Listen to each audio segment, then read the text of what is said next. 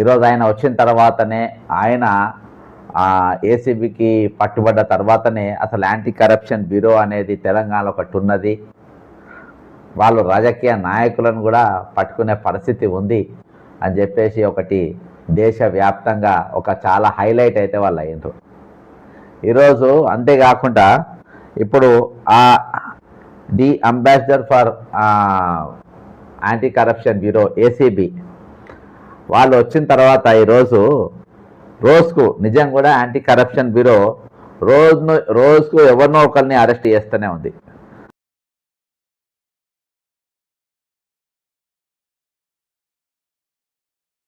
అంటే ఇంతమంది అవినీతి పరులు ఉన్నప్పుడు ఒకరు పట్టుబడితే అబ్బో ఎక్కడనో ఒక దగ్గర ఒకరు దొరికిండ్రు అనుకునేది.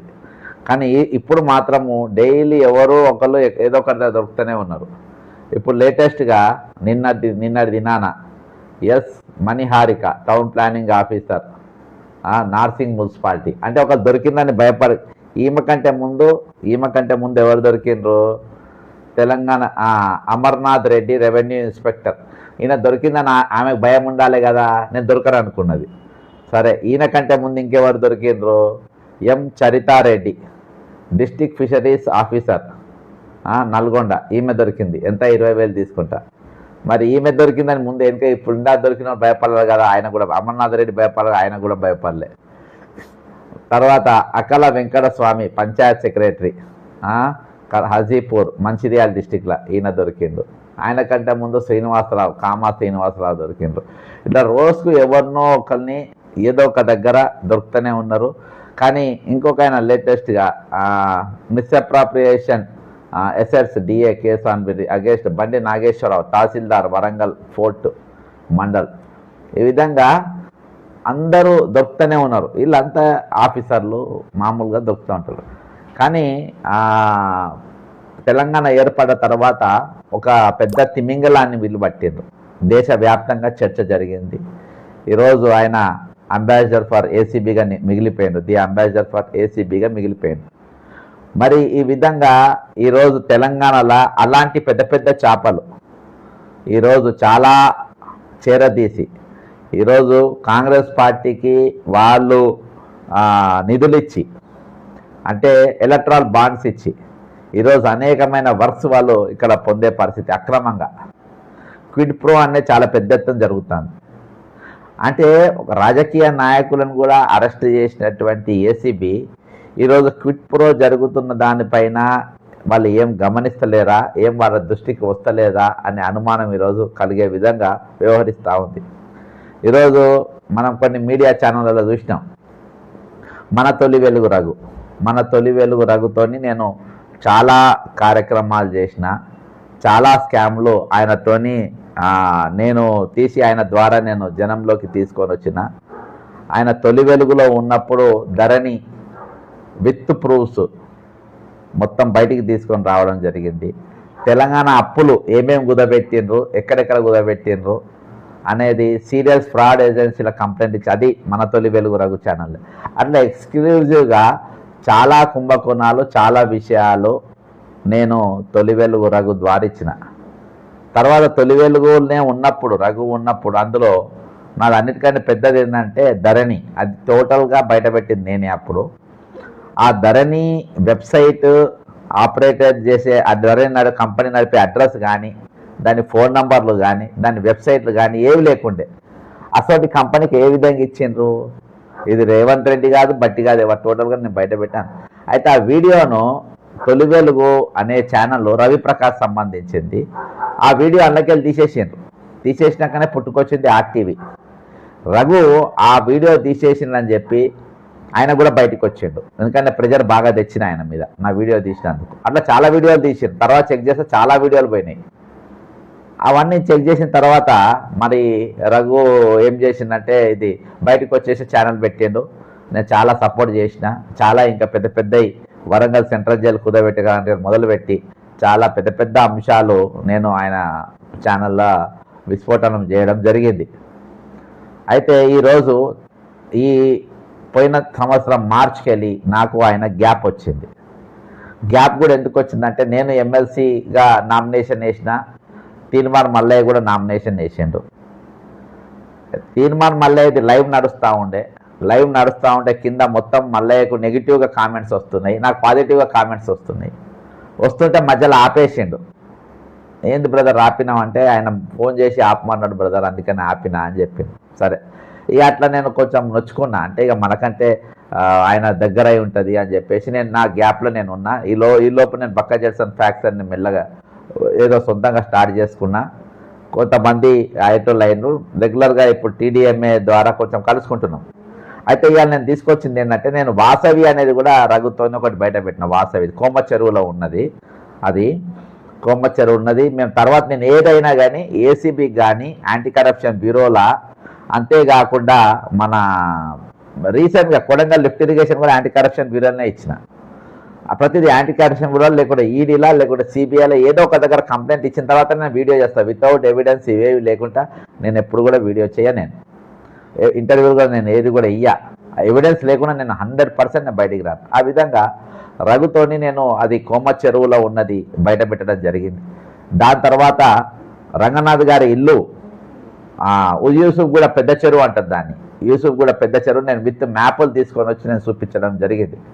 అంతేకాకుండా బఫర్ జోన్లో గూలగొడుతున్నంటే బఫర్ జోన్లో బాజాప్తా సెక్రటరియేట్ ఈ రెండు కూడా బఫర్ జోన్లోనే ఉన్నాయని చెప్పి కూడా చెప్పిన. అయితే ఇటీవల మరి రఘుది రోజు నేను మార్నింగ్కి వెళ్ళి టీ న్యూస్లా, తెలుగు స్క్రైబ్లా, అంటే బీఆర్ఎస్కు సమీపంగా ఉన్నటువంటి అన్ని ఛానళ్ళల్లో బాగా వస్తున్నాయి. సరే ఇది ఎంతవరకు కరెక్ట్ అని చెప్పేసి నేను డాక్యుమెంట్ చూస్తాను కాబట్టి FIR కేసు ఫైల్ అయిపోయిందని చెప్పింది. FIR చదివితే ఒక యూట్యూబ్ అని ఉన్నది, కానీ అందులో మన తొలి వెలుగు రఘు అనే పేరు లేదు. ఇప్పుడు నేను అంటున్నా ఒకటి, మీకు ఎప్పుడైనా కొంచెం విలువ ఉండాలని నేను ఏసేటోళ్ళు కూడా చెప్తున్నా. రఘు నేను ఇప్పటివరకు నేను ఎందుకు చెప్పినట్టు, రఘుకు నాకు భయంకరమైన గ్యాప్ ఉంది. మీరు ఒక 1 ఇయర్కి వెళ్ళి చూస్తలేరు. రఘు మీద ఈరోజు ఒక ఐటెం వచ్చిందంటే నేను సంకలు కొట్టుకోవాలి. రఘుకు నా గ్యాప్ వచ్చింది కాబట్టి నేను కూడా ఒక ఛానల్ పెట్టినా కాబట్టి ఈరోజు నేను వచ్చే రోజులలో ఇంకా చాలా పెద్ద పెద్ద ప్రోగ్రామ్స్ నా ఛానల్ నేను చేయగలుగుతా. నా ఛానల్ ఎట్లా లేపానో నాకు తెలుసు. ప్రస్తుతం నేను 1 మ్యాన్ ఆర్మీగా దీన్ని నడుపుతున్నా కాబట్టి నేను పెద్ద సీరియస్గా తీసుకోలే, కానీ ఒక సాధారణంగా దీన్ని వాడుకుంటున్నా. రఘు అనేతో నాకు అవుట్ రైట్ ఇవాళ యాంటీ అని నేను అన్నా కానీ మాకు గ్యాప్ బాగున్నది, మంచి ఇది లేదు. ఈ 1.5 ఇయర్లో మొన్న ఒకటేసారి అది ఆయన ఫోన్ చేసి ఇన్వైట్ చేస్తే పోయినా, ఆయనకు గ్యాప్ ఉంది. ఈరోజు ఆయన తీర్మాన్ మల్లయ్య సపోర్ట్ చేసినందుకు, లేకుంటే ఆయనతో ఉంటున్నందుకు, వేరేళ్ళతో ఉంటున్నందుకు ఆయన మీద ట్రోలింగ్ అవుతున్నా సంకలు కొట్టుకోవాలి మంచిగా అయిందని చెప్పి. కానీ ఏదున్నా న్యాయం అనేది ఒకటి ఉండాలి ఎవరికైనా, ఆ తెలుగు స్క్రైబ్ అయినా కానీ, టీ న్యూస్ అయినా కానీ, ఎవరైనా కానీ. నేను ఒకటే అడుగుతున్నా, మీ FIRలో ఆయన చేసిన వీడియో అక్కడ కాదు, వాసవికాల చేసిండు, వెస్టర్న్ గురించి నేనే మాట్లాడించిన, ధరణ గురించి చాలా మాట్లాడాను. కానీ హైడ్రా కంప్లైంట్ ఇచ్చింది కదా, ఆ కంప్లైంట్లా తొలి వెలుగు రఘు పేరు ఉన్నదా, గంజి రఘు అనే పేరు అందులో ఉన్నదా? లేనప్పుడు ఉంటే మీరు వేయండి, ఇంకా భయంకరంగా వేయండి. మనము ఎథిక్స్తో నిలవాలి. ఇప్పుడు యూట్యూబ్ అని రాసింది, ఏ యూట్యూబ్ ఆ యూట్యూబ్ పేరు హైడ్రా వాళ్ళకే తెలియదు. హైడ్రా వల్ల యూట్యూబ్ పేరు రాయలేదు, హైడ్రా వల్ల ఛానల్ పేరు రాయలేదు, ఆ పేరు దాని ఓనర్ పేరు రాయలేదు. పేరు రాసే దమ్ము హైడ్రాకు లేదా? నేను హైడ్రాకు నేను చాలాసార్లు చెప్పిన, హైడ్రా అనేది అది పారదర్శకంగా లేదు, ట్రాన్స్పరెంట్గా లేదు. అది పెద్దోళ్ళకు ఒక న్యాయం, చిన్నోళ్ళకు ఒక న్యాయం అని చెప్తూనే ఉన్నా నేను. ఈరోజు రఘు ఒకవేళ నేను తెలుగు స్ట్రైప్ కానీ, టీ న్యూస్ కానీ, ఇంకా వేరే ఓన్లీ బీఆర్ఎస్ ఛానల్స్ అటాక్ చేస్తున్నాయి. నేను కాంగ్రెస్కి వెళ్ళి నేను సస్పెండ్ అయినా కాబట్టి నేను బీఆర్ఎస్ సంఖ్యలేని గొర్రె, లేకుంటే బీజేపీ సంఖ్యలేని న్యాయబద్ధంగానే నిలబడతా. ఈరోజు మనము ఒక అనుమానం మీద ఈయన పోయి అక్కడ వీడియో చేసింది కాబట్టి ఆయననే దోషి అని అననికి ఏ విధంగా అంటాము? రేపటి నేను వర్టెక్స్ మీద పడతా. అసలు వర్టెక్స్ కథ ఏంది, దాని భూములేంది, దాని మీద ఎందుకు వీడియోలు చేసిండ్రు, దాన్ని నేను ఎప్పుడు దాని మీద ఫోకస్ చేయాలి. కానీ నేను ఫోకస్ చేస్తా. వెస్టర్న్ అనేది నేను ప్రూవ్ చేసిన, వాసవిది ప్రూవ్ చేసిన, ద ప్రెస్టేజ్ ప్రూవ్ చేసిన. నాకు చాలామంది ఫోన్ వస్తేనే ఎవరితో మాట్లాడ. ఈరోజు మీరు ఒకరిని అసాసినేషన్ చేసేటప్పుడు మా మీద వేసిన మా బీజేపీకి మా బీఆర్ఎస్కు నెగిటివ్గా ఈయన స్టోరీని నడిపిండు, ఈయన కూడా ఒక ఆ కారణం కాదు, మేము ఓడిపోయినాం కాబట్టి ఇలా దొరికింది కాదు మేము ఎక్కిస్తున్నామని మీరు అనుకుంటారు. నేను బీఆర్ఎస్ మీద చేసిన ప్రతి ఆరోపణ నా దగ్గర సాక్ష్యంతో సహా నేను చూపించిన. సాక్ష్యం లేకుండా నేను ఒక్కరు కూడా చేయలేదు. అది ఎవరి మీదనైనా సరే విత్ ఎవిడెన్స్ చేసిన. నేను ఈరోజు చెప్తున్నా, మీరు ఇన్ని ట్రోలింగ్ చేస్తుండ్రు కదా, రఘు పైన ఎఫ్ఐఆర్ అయిన పేరు ఏమన్నా ఉన్నదా చూపించిండ్రా? చూపించకుంటే ఏ విధంగా మీరు టార్గెట్ చేస్తారు? మీరు చూపించి ఓపెన్గా చేద్దాం. నేను కూడా 100% మీతో నిలబడతా. ఇటీవల మాకు దగ్గరున్న ఛానల్ కూడా ఒకరి మీద, నాకు ఆపోజిట్ పార్టీయే, వాళ్ళ మీద వీడియో చేసేటప్పుడు చేస్తుండ్రు, నేను వీడియో చేస్తున్నాను, నేను ప్రూఫ్స్ ఉన్నాయంటే ఉన్నాయని చెప్పాను. తీరా చూస్తే వాళ్ళ ప్రూఫ్స్ బయటికి రాలేకపోయారు. ప్రూఫ్స్ లేనప్పుడు చేయొద్దని చెప్పిన, చేసిండ్రు, అయినా చేసిండ్రు వాళ్ళు.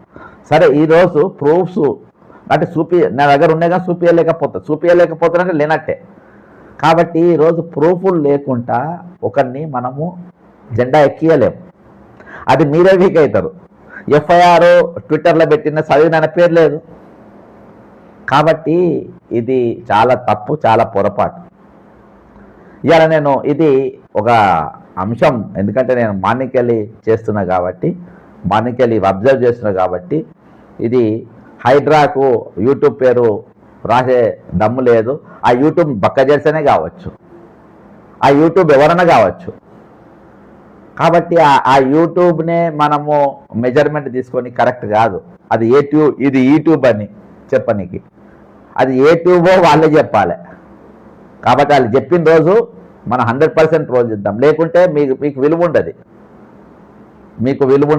మేము గవర్నమెంట్ ఉన్నప్పుడు మా మీద నెగిటివేషన్ కాబట్టి ఇవాళ ఆయన వచ్చింది కాబట్టి మేము జెండాకి ఎక్కిస్తామంటే that is not correct. Unless and until you produce a proper proof చూపించిన తర్వాత మీరు ఏమన్నా చేయొచ్చు. కానీ ప్రూఫ్లు లేకుండా ఒక మీద నీ మీద బురదను రుద్దుకో అనేది మాత్రం కరెక్ట్ కాదు. అక్కడ పోయి వీడియో చేసిండు, బరాబర్ చేసిండు, చాలా ఇటు మీద చేసిండు. వర్టెక్స్ది ఏందో నేను స్టడీ చేస్తా, దాని ఏందో నేను కూడా చూస్తా. అది 101% అందులో ఏదో ఒకటి స్మెల్ ఉంటేనే ఇది. నేను ద ప్రెస్టేజ్ చెప్తున్నా. ద ప్రెస్టేజ్ ఒక ఎగ్జాంపుల్ చెప్తా. ద ప్రెస్టేజ్ రాజేంద్ర నగర్ మన శంషాబాద్ పోయే రోడ్ల బ్రిడ్జికి రైట్ సైడ్లో ఉంటుంది, చాలా పెద్ద వెంచర్. అక్కడ నేను లోపల పోయి నేను వీడియో చేసిన. అది ఎక్కడ ఉన్నది? అది ప్రేమావత్ చెరువులో ఉన్నది. అది మళ్ళా మన అప్పా చెరువు కూడా అందులో కొంచెం కబ్జా అయింది. మరి దీని పర్మిషన్ ఎవరు ఇచ్చిండ్రు అని చెప్పేసి నేను బీఆర్ఎస్ మీరు ఎందుకు హైదరాబాద్ కంప్లైంట్ ఇచ్చిన, మీరు ఎందుకు యాక్షన్ తీసుకుంటలేరు అని నేను డాక్యుమెంట్ మొత్తం తీసి చూసి వాళ్ళకి ఇచ్చినప్పుడు చూస్తే అది బీఆర్ఎస్ హయాంలో దానికి పర్మిషన్ ఇచ్చిండ్రు. అందుకనే కుయుక్కుమంటలేరు. ఈరోజు వాసవి కొమ్మ చెరువులో వాసవి ఎవరికి ఇచ్చిండ్రు? బీఆర్ఎస్ వాళ్ళు ఇచ్చిండ్రు. నీకు అదెవరు ఇచ్చిండ్రు? బీఆర్ఎస్ వాళ్ళు ఇచ్చిండ్రు. ఇవాళ పర్మిషన్ మొత్తం ఇవాళ చాలా మంది అంటా ఉంటారు, మీరు బీఆర్ఎస్కి ఓటేనే, కాంగ్రెస్ తిడితే కాబట్టి మీరు బీఆర్ఎస్కి ఓటేయాలి, మీరు క్షమాపణ చెప్పాలి, మీరు ఇది చేయాలి అది చేయాలి అని చెప్తా ఉంటారు. వరంగల్ సెంట్రల్ జైలు, ఈ ప్రపంచంలో ఒక సెంట్రల్ జైలును కుదరబెట్టిన ఏకైకోలు ఎవరంటే నాతో అనిపించుకోవాలంటే అనిపించుకోండి, నాకేం ఫరకేం పడదు. నాకు ఎవరైనా ఈ సొసైటీకి, ఈ సమాజానికి, ఈ భావోద్వేగం ఏర్పడ్డ తెలంగాణకు ఎవరైనా ఏలెత్తి చూపించి ఈ తెలంగాణ నష్టం చేసే ప్రయత్నం చేస్తే మాత్రం నేను నూకోను. అది ఎవరైనా సరే. తెలంగాణ రాష్ట్రం తెచ్చుకుంటాం, మనము ఆత్మక తెలంగాణ తెచ్చుకుంటాము. ఈరోజు తెలంగాణ తీసుకుపోయే తర్వాత తీసుకోపోకుండా మిగిలిన బడ్జెట్తో ఏర్పడ్డ తెలంగాణ అప్పుల పాలు చేస్తారు. మీరు నిర్మాణాలే ఇది డెవలప్మెంట్ అని చూపెడతారు. ఇది ఎంతవరకు కరెక్ట్? ఇది ఎంతవరకు కరెక్టు? ఇవే మేము చెప్పినాము, మేము స్టాండ్ బై ఇద్దాము. ఇవాళ మీరు పవర్లో లేరు. నేను ఒకటి చెప్పిన, కేటీఆర్ గారి పర్సనల్గా బీఆర్ఎస్ ఆఫీస్కు బీజేపీ ఆఫీస్ పోయి మరీ చెప్పిన, హైడ్రా వల్ల ఈరోజు ఇల్లు కూలిపోయారు, వాళ్ళ తరఫున మనం నిలబడాలి, ఆపోజిషన్ పార్టీగా మీరు నిలబడాలి అని చెప్పి నిలబడ్డరా? మాట్లాడినరా? వాళ్ళ కోసం మీరు నష్టపరిహారం ఇవ్వాలని మీరు డిమాండ్ చేసి ఒకరోజు దీక్ష చేసిండ్రా, ఒకరోజు ధర్నా చేసిండ్రా? ప్రెస్టేజ్ అనే సంస్థ మీరు ఇచ్చినా కానీ ఈరోజు అది చెరువులో ఉన్నది, దానికోసం హైడ్రా ఏర్పడ్డది. మీరు ఉన్నప్పుడు హైడ్రా లేదు, ఇప్పుడు హైడ్రా వచ్చింది, చెరువులో కట్టేది కూలగొడుతుంది కాబట్టి ప్రెస్టేజ్ కూలగొట్టండి, అది చెరువులో ఉన్నది అని మీరు స్టేట్మెంట్ ఇచ్చిండ్రా? వాసవి మేము పర్మిషన్ ఇప్పించినప్పుడు హైడ్రా లేదు కాబట్టి మేము కోమ చెరువులో కట్టుకొని పర్మిషన్ ఇచ్చినాము, ఇప్పుడు హైడ్రా వచ్చింది కాబట్టి అది కూలగొట్టమని మీరు అంటుండ్రా? కొండకల్ వెలిమెల భూములు ఈరోజు అక్కడికి గుంజుకుంటే ఆ పాపం మీది కాదా? కొండకల్ వెలిమెల భూముల గురించి మాట్లాడుతున్నా నేను.